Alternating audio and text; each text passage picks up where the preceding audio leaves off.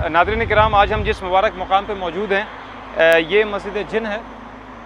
इसको मस्जिद जिन इसलिए कहा जाता है, हज़रत अब्दुल्ला बिन मसूद रज़ियल्लाहु अन्हु फरमाते हैं कि मैंने देखा कि वो जो जमात आई थी वो तकरीबन कोई 12,000 जिनों के ऊपर या 6,000 जिनों के ऊपर मुश्तमिल वो जमात थी, जिसमें वो तमाम जिन्नात आए। दरख्त होते हैं, उन खजूर के दरख्तों के साइज़ के, उनके हजम के, वो जिन गिद्धों की सूरत में उड़ते हुए रसूल सल्लल्लाहु अलैहि वसल्लम के पास आए। नाज़रीन किराम, आज हम जिस मुबारक और इस्लामी तारीख़ के एक अनोखे मुकाम की ज़ियारत के लिए जा रहे हैं, इसे मस्जिद अल जिन कहते हैं। ये वही मस्जिद है जहाँ पर जिनों की एक जमात ने रसूलुल्लाह अलैहिस्सलाम के हाथ पर इस्लाम कबूल किया था। मस्जिदुल जिन बैतुल्लाह से तकरीबन सिर्फ 1 या सवा 1 किलोमीटर के फासले पर वाक़ है। जब हम मस्जिदुल हराम रोड से सीधे जा रहे हों तो यही दाएं जानिब हमारे मक्का मुकरमा का वो मशहूर क़ब्रिस्तान है जिसे जन्नतुल माला कहते हैं, जहाँ पर बड़े बड़े जलीलुल क़दर सहाबी और सहाबियात की कब्र मुबारक हैं।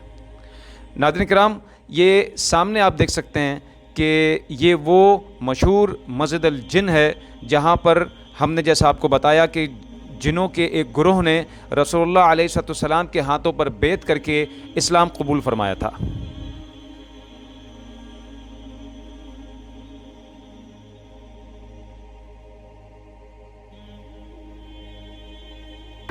अस्सलामु अलैकुम रहमतुल्लाहि व बरकातुहू। नाज़रीन किराम, आज हम जिस मुबारक मकाम पे मौजूद हैं ये मस्जिद जिन है। इसको मस्जिद जिन इसलिए कहा जाता है क्योंकि यहाँ पर जिनों का एक गुरोह, एक जमात ने रसूलुल्लाह अलैहिस्सलाम के हाथ पर आके बैत की थी और रसूलुल्लाह अलैहिस्सलाम ने उनको कुरान की तबलीग और उनको तौहीद के बारे में बताया था। नाज़रीन किराम, तारीख़ में आता है कि तकरीबन कोई 1/4 कुरान पूरा, उसकी शरह और उसकी पूरी तफसीर और उससे तमाम मुताल्लिक़ मसाइल, सब चीज़ें जिनों की जमात को रसूलुल्लाह अलैहिस्सलाम ने इसी जगह पर उन्होंने उन जिनों को बताया और उसकी तबलीग फरमाई, जिस पर जिन्नात ने रसूलुल्लाह अलैहिस्सलाम के हाथ पर सब जितने भी जिन इस मुकाम पे मौजूद थे, सब ने इस्लाम कबूल कर लिया। नाज़रीन किराम, ये जो मस्जिद आप देख रहे हैं ये हरम से बस सिर्फ चंद ही किलोमीटर के फासले पर मौजूद है और इस मस्जिद को तकरीबन कोई 300 साल के बाद रसूलुल्लाह अलैहिस्सलाम के बनाया गया है। मतलब 300 हिजरी में इस मस्जिद की बुनियाद रखी, जिसका कि उस वक्त नाम मस्जिद हरस था और उसके बाद फिर मस्जिद जिन इस मस्जिद को लोगों ने इसको नाम दिया उस तारीख़ की वजह से। यहाँ पे हज़रत अब्दुल्ला बिन मसूद रज़ियल्लाहु अन्हु वो रसूलुल्लाह अलैहिस्सलाम के साथ तशरीफ़ लाए थे और हज़रत अब्दुल्ला बिन मसूद रज़ियल्लाहु अन्हु फरमाते हैं कि यहाँ पे जो जिनों की जमात आई थी तो रसूलुल्लाह अलैहिस्सलाम ने हज़रत अब्दुल्ला बिन मसूद रज़ियल्लाहु अन्हु को एक हिसार, एक दायरा खींच के वहाँ पे उनको रहने को कहा और कहा कि आप यहाँ से बाहर मत आइएगा। वो हिसार इसी जगह पे, इसी मुकाम पर वो हिसार खींचा था और हज़रत अब्दुल्ला बिन मसूद रज़ियल्लाहु अन्हु फरमाते हैं कि मैंने देखा कि वो जो जमात आई थी वो तकरीबन कोई 12,000 जिनों के ऊपर या 6,000 जिनों के ऊपर मुश्तमिल वो जमात थी, जिसमें वो तमाम जिन्नात आए और हज़रत अब्दुल्ला बिन मसूद रज़ियल्लाहु अन्हु फरमाते हैं कि मैं डर गया था क्योंकि वो गिद्धों की सूरत में बड़े बड़े जैसे खजूर के दरख्त होते हैं, उन खजूर के दरख्तों के साइज़ के, उनके हजम के, वो जिन गिद्धों की सूरत में उड़ते हुए रसूल सल्लल्लाहु अलैहि वसल्लम के पास आए और फिर आहिस्ता आहिस्ता वो तमाम जिन्होंने आके रसूल सल्लल्लाहु अलैहि वसल्लम को घेर लिया और ऐसा घेर लिया कि वो रसूल सल्लल्लाहु अलैहि वसल्लम को देख रहे थे। हज़रत अब्दुल्ला बिन मसूद रज़ियल्लाहु अन्हु जब तक वो हिसार के अंदर थे सामने देख रहे थे रसूलुल्लाह अलैहि वसल्लम को, लेकिन फिर एकदम से रसूलुल्लाह अलैहि वसल्लम उनकी आंखों से ओझल हो गए क्योंकि तमाम जिन उनके और रसूल सल्लल्लाहु अलैहि वसल्लम के बीच में आ गए थे। तो ये इसका पस मंज़र है और हज़रत अब्दुल्ला बिन मसूद रज़ियल्लाहु अन्हु फरमाते हैं कि मैं बेतहाशा डर गया था देख के और एक वक्त ऐसा आ रहा था कि मैं उस हिसार से बाहर आ जाता, लेकिन मुझे रसूलुल्लाह अलैहिस्सलाम की वो उनका हुक्म याद आ गया कि चाहे कुछ भी हो जाए यहाँ से बाहर मत निकलना। तो नाज़रीन इकराम, हज़रत अब्दुल्ला बिन मसूद रज़ियल्लाहु अन्हु फरमाते हैं कि रवायतों में आता है कि मैंने जब रसूलुल्लाह अलैहिस्सलाम को बताया कि मैं इस हिसार से डर के मारे मैं यहाँ से निकलने वाला था, तो रसूलुल्लाह अलैहि वसल्लम ने फरमाया कि अगर तुम इस हिसार से निकल जाते तो तुमको और मुझको کوئی بھی ملاقات نہیں کروا سکتا تھا قیامت تک، مطلب یہ کہ جن ان کو نقصان پہنچاتے ان کو ہلاک کر دیتے۔ بہرحال تو یہ اس طریقے سے اس مسجد کی تاریخ ہے، اور یہ اسی روڈ پہ بنائی گئی مسجد جس روڈ پہ بالکل آخر میں ہم نے اسی ڈائریکشن میں مسجد شجرہ اور مسجد رایا کا ولاگ بنایا۔ اگر آپ نے نہیں دیکھا تو آپ اوپر کلک کر کے اس لنک کو دیکھ سکتے ہیں، کافی لوگوں نے اس ولاگ کو دیکھا ہے ہمارے۔ تو وہ مسجد رایا اور مسجد شجرہ بالکل مسجد جن کے یہاں سامنے ہی واقع ہے، ادھر ہی۔ تو یہ اس کی تاریخ ہے، اور بڑا ہی مبارک مقام ہے، کیونکہ جہاں انسانوں نے اور انسانوں کے تمام طبقات نے، تمام بنی نوع انسانی نے رسول اللہ علیہ السلام کی جہاں ان کی اہمیت، اور چاہے وہ مسلم ہو کہ غیر مسلم، ان کی اہمیت سے واقف ہیں، وہیں پہ ہی جنات نے بھی رسول اللہ علیہ السلام کی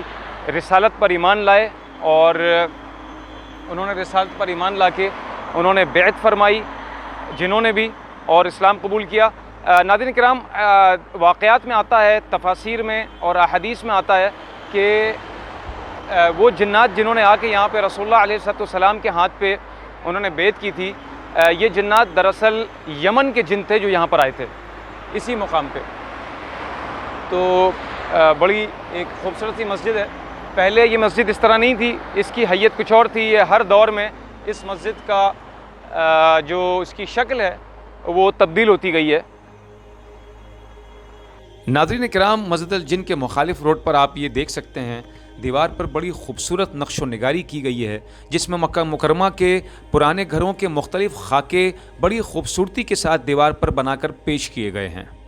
ناظرین کرام، جنات رسول اللہ علیہ السلام کی ولادت باسعادت سے پہلے آسمانوں میں جا کر اللہ کے احکامات کو سن لیا کرتے تھے، اور پھر ان احکامات میں سے اپنی 10 باتیں ملا کر لوگوں کو گمراہ کرتے تھے۔ مطلب وہ جو باتیں بتایا کرتے تھے ان میں صرف ایک بات سچ ہوتی تھی، اور باقی سب کی سب جھوٹی اور گڑی ہوئی باتیں ہوا کرتی تھیں۔ لیکن جب رسول اللہ علیہ السلام کی ولادت ہوئی تو اللہ نے جنوں سے ان کا آسمانوں پر جا کر احکامات الہی کو سننے کا یہ سلسلہ اور یہ طاقت ان سے چھین لی، اور ان پر شعلوں کی برسات کر دی تاکہ وہ آسمانوں کی باتوں کو نہ سن سکیں۔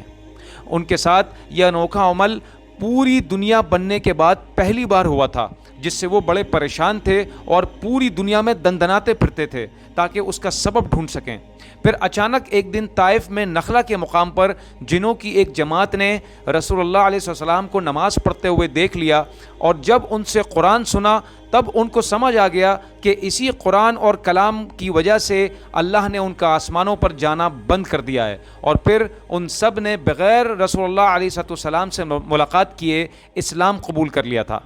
ناظرین، یہ واقعہ سنن ترمذی کی حدیث نمبر 3324 میں بیان کیا گیا ہے، جسے اکثر محدثین نے احسن کا درجہ دیا ہے۔ اور پھر اس کے بعد اسی مسجد جن جس وقت آپ دیکھ رہے ہیں، اس کے مقام پر جنوں کے گروہ در گروہ اور فوج در فوج نے رسول اللہ علیہ السلام کے پاس وہ آئے اور آ کر مشرف با اسلام ہوئے۔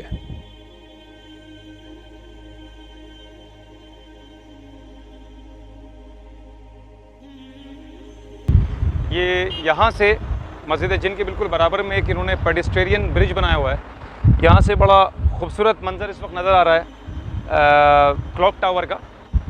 تو یہاں سے آپ دیکھ سکتے ہیں کہ مسجد الحرام بہت ہی قریب ہے، پیدل بھی بہت ہی آسانی سے یہاں سے جایا جا سکتا ہے۔ اور مسجد جن سے بالکل سامنے ہی، جیسے میں نے آپ کو پہلے بتایا تھا کہ مسجد شجرہ ہے، یہ سامنے مسجد شجرہ آپ کو نظر آئے گی۔ اگر یہاں سے آئیں گے تو یہ وہی مسجد تھی جیسا میں نے آپ کو اپنے ولاگ میں بتایا تھا، جہاں پہ درخت چل کر رسول اللہ علیہ السلام کے سامنے آ گیا تھا۔ تو یہ وہ مسجد ہے۔ اچھا، ہم آپ کو مسجد جن کے حوالے سے ایک بات بتاتے چلیں کہ سورۃ الجن کی جو شروع کی آیات ہیں وہ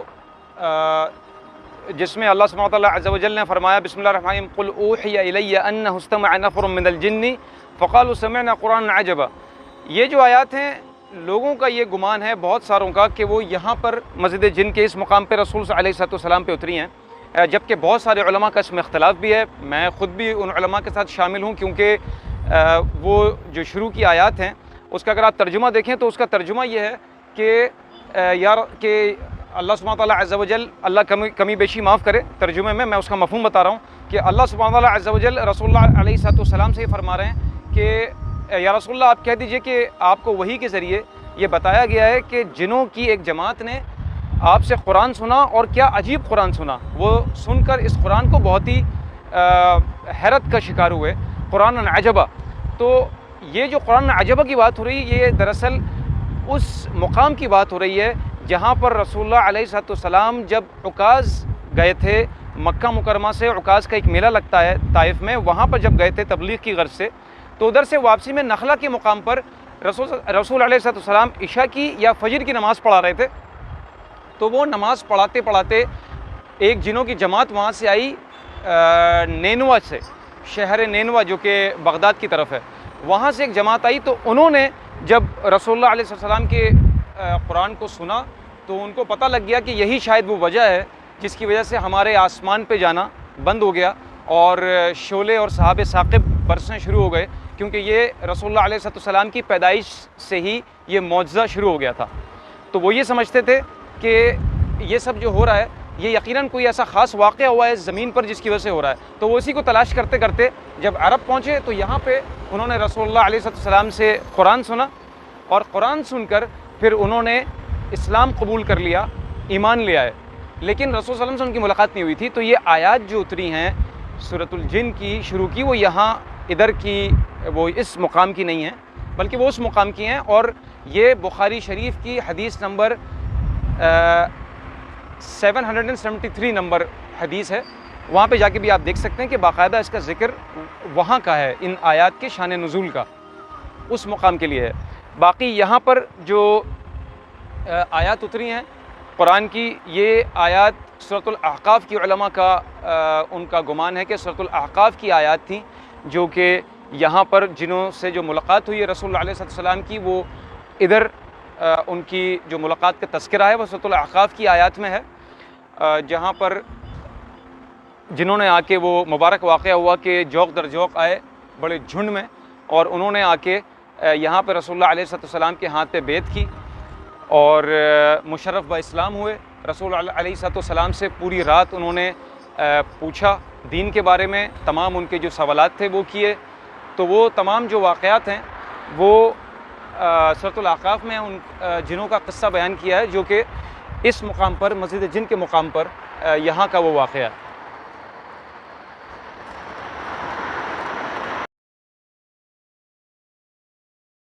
ناظرین کرام، آئیے اب ہم آپ کو مسجد الجن کے داخلی مناظر آپ کو دکھاتے ہیں۔ یہ آپ دیکھ سکتے ہیں کہ یہ مسجد الجن کے اندر کے مناظر ہیں۔ مسجد الجن جیسا آپ کو بتایا تھا کہ یہ 300 ہجری میں سب سے پہلے تعمیر کی گئی تھی، اور یہ حجم میں، سائز میں کوئی اتنی بڑی مسجد نہیں ہے، مگر بہت ہی خوبصورت طریقے سے اس مسجد کو بنایا گیا ہے۔ یہ آپ دیکھ سکتے ہیں کہ سامنے محراب بنا ہوا ہے امام صاحب کی نماز پڑھانے کی جگہ، اور یہ چھت پر ایک چھوٹا سا فانوس بھی یہاں پہ نصب کیا ہوا ہے۔